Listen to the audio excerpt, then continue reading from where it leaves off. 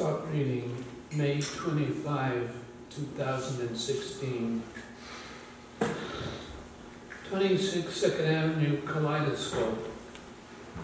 All glories to that 1966 kirtan, which is still going on and is available anytime. I think that those kirtans were very special because of the degree of reciprocation, intention and focus. Back and forward he chants, and we hear. We chant and he hears. The holy name is merciful. Pay attention and hear. It is a transcendental sound vibration. Try it. There is no tax. Swami pounds the drum. He sings in an almost relentless delivery, again and again, giving the mantra, as if he could go on forever, except the time and place don't allow. We sing back to him. He is patient and convinced, quote, just here, unquote. He knows we will take to it if we can only hear it. He has no doubt. The heart of everything is right there, even now, even in the beginning, even in 1966. The books, Gaudiya Vaishnavism, India, the Sacred Yamuna, Radha Krishna deities, Sanskrit, everything is here, present in the sound vibration of the holy name, in his own presence. Remembering early times in New York is nice because it gives us an idea of what Krishna consciousness always is and what it should be today. The excitement and ecstasy to get together and chant. When the rhythm starts to build and many cartels sound like waves, it's crashing surf of happy emotions.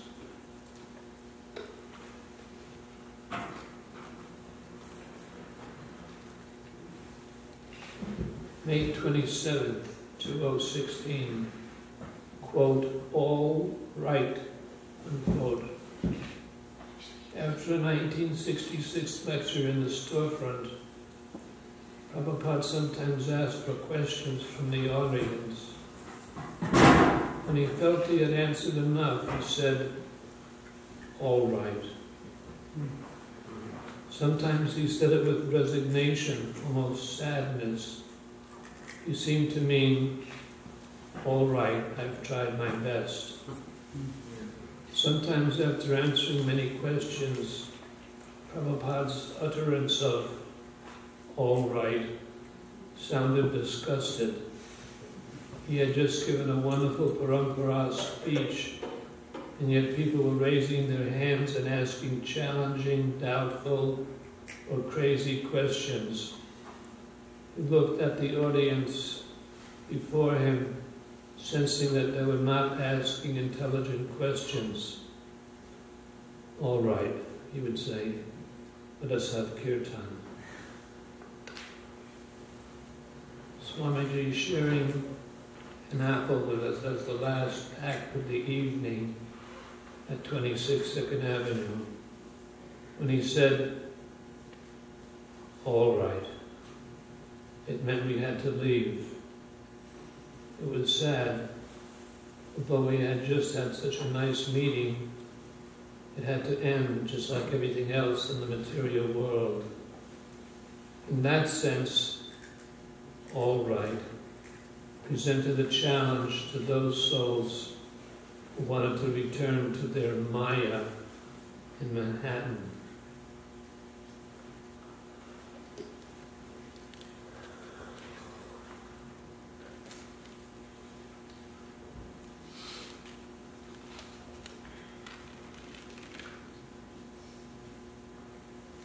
June 5th, 2016, title, Irreplaceable Swami. Every night we were listening to that bongo drum, Swami's fingers on that drum. I remember one guy who came, that rascal named Elliot, who I knew before I started coming to the storefront. He said, "The Swami gets in some good licks. I want to hear him play." They came to hear Swamiji just as I went to the park to hear the bongo drummers there. I used to apologize to them. The Swami is a very proficient Madrunga player. You can't judge him by what he's doing now. He's doing the best he can with this little drum.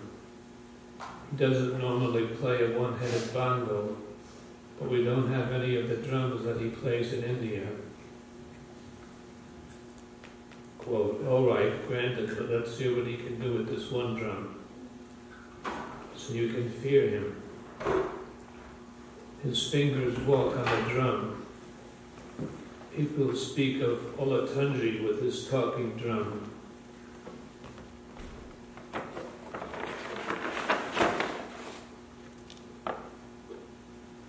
Okay.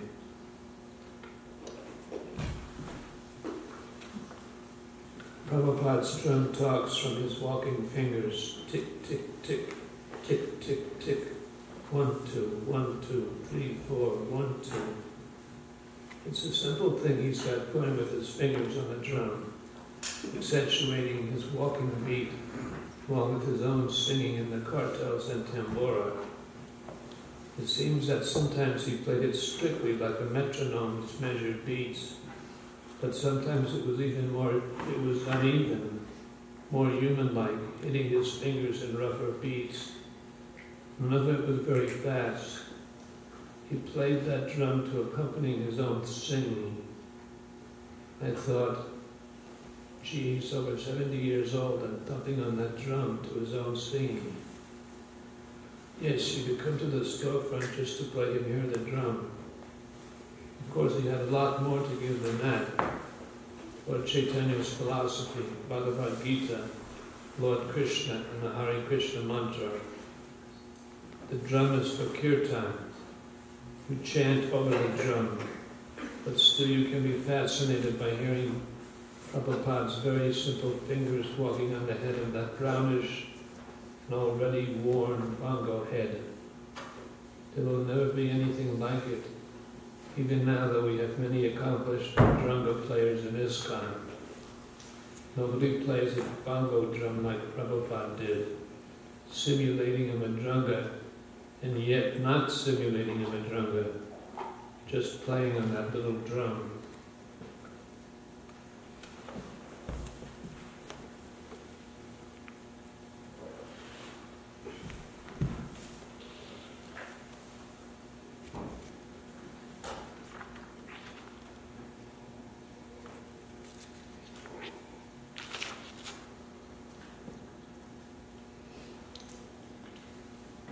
June 6, 2016. Typing for the Swami, 1966. Diary excerpt. If this notebook is lost, please return to Satsvarupa Das Brahmachari, care of International Society for Krishna Consciousness Incorporated, 26 2nd Avenue, New York City, New York. Swamiji, I am remembering you. I am here now and you are here around the corner in your room. Life is freed for me from the karma of the past. I want to learn Krishna conscious philosophy. Should I do the typing or go see the Swami? Without any notes, I just start to remember what the Swamiji said at his lecture, and I type some of it down.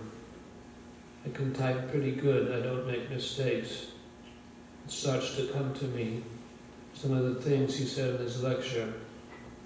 At least I remember the essence of it.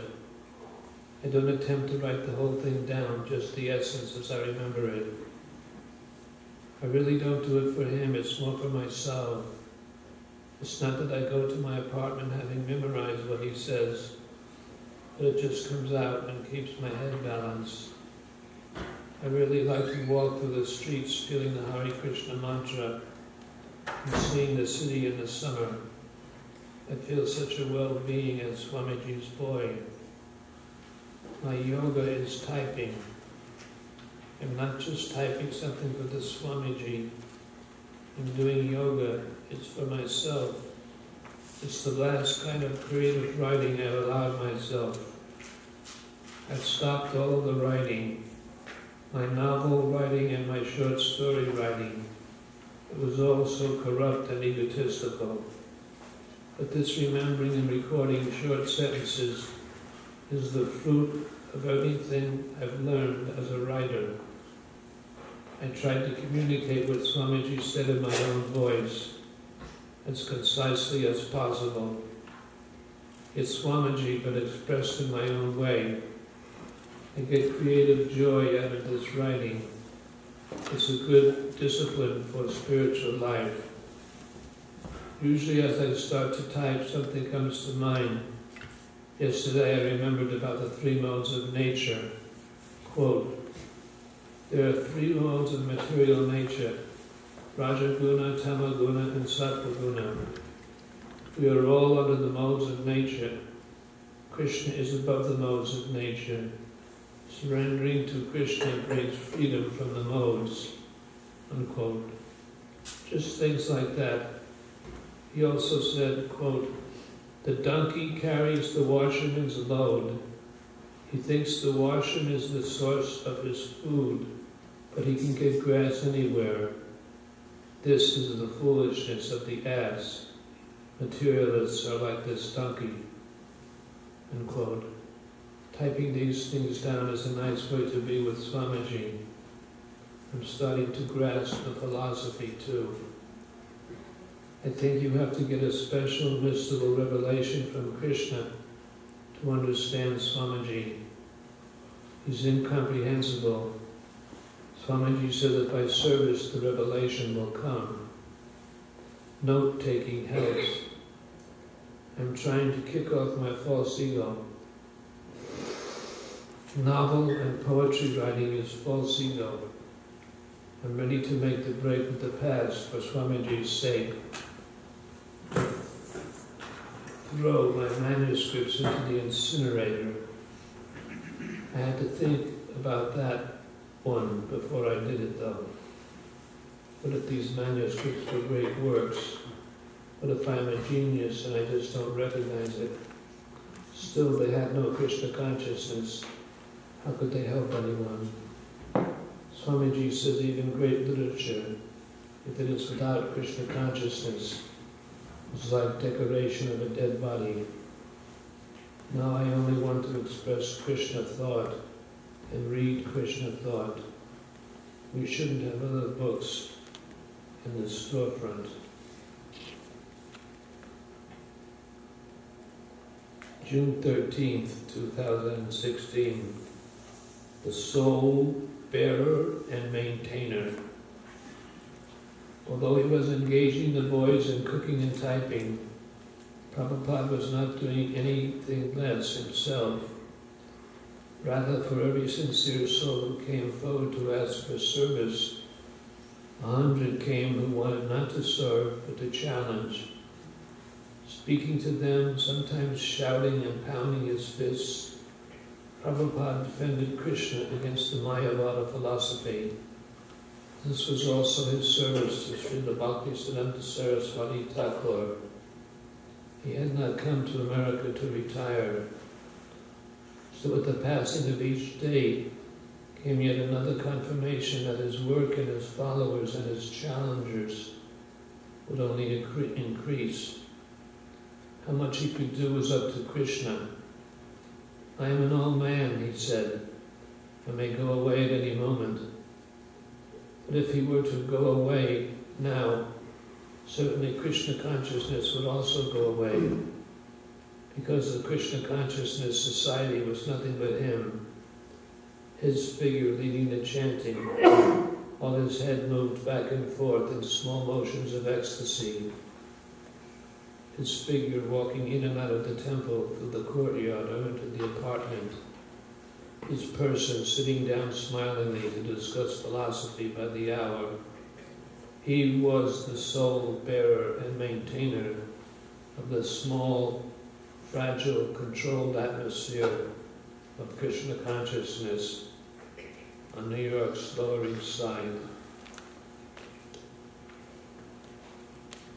June 21st, 2016. Swamiji's writing. Mostly he kept to his room working. As he had said during a lecture when living on the Bowery, I am here always working at something, reading or writing, something reading or writing, 24 hours.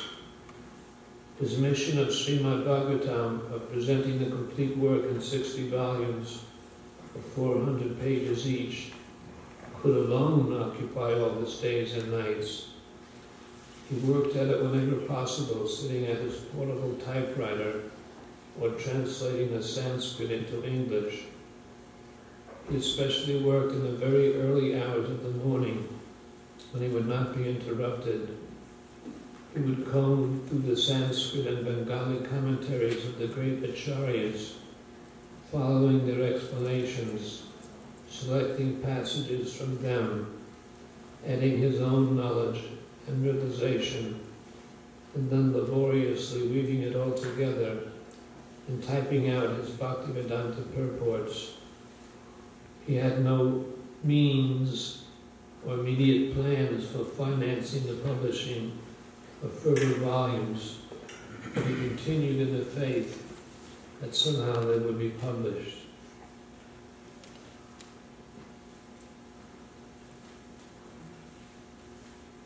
I don't want to read too much more. I had a lot of places picked out.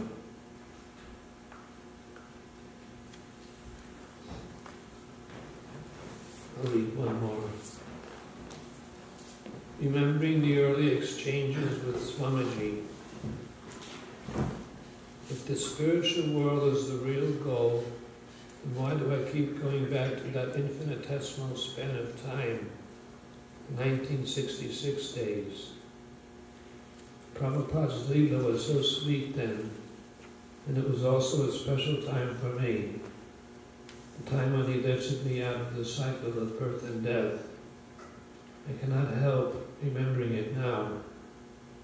That remembrance reinforces my conviction not to fall back into material life. I am not clear yet. I am surrounded by temptations. I have not completed the process.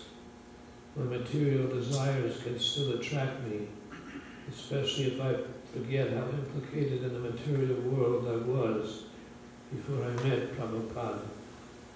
But I gratefully remember those days in 1966, the first days of my spiritual life, and the first days of Prabhupada's mission in the West, by falling on my knees and thanking him.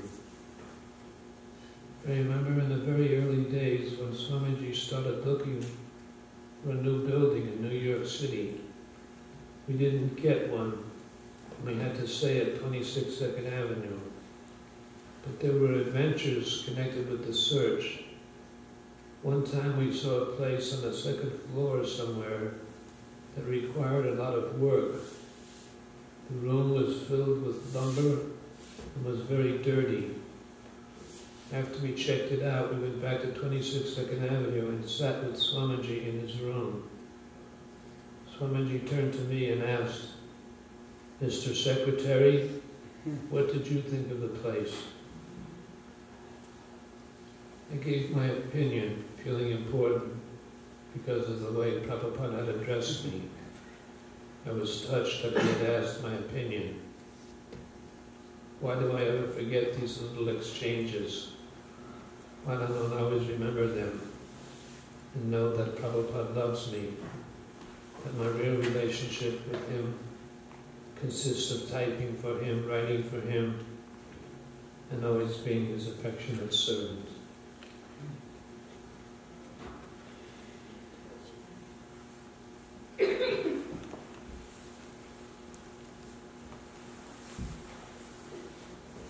Holiday,